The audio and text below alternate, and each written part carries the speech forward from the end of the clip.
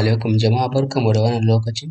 Insha Allah a yau darasin namu za mu yi bayani akan HTML attribute.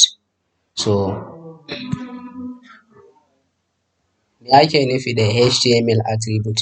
HTML attribute suka ce it provides additional suka ce it provides additional information on element. So yanzu alal misali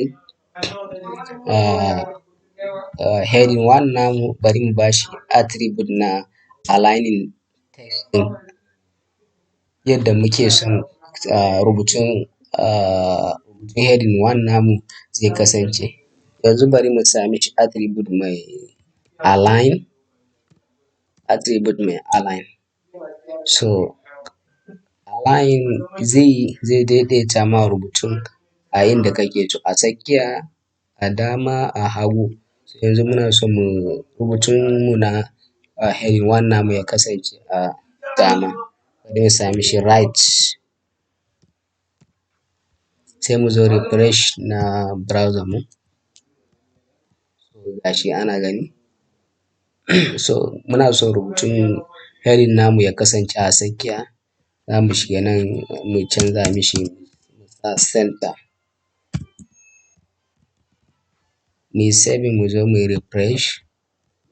Gashi rubutun namu ya kasance a tsakiya.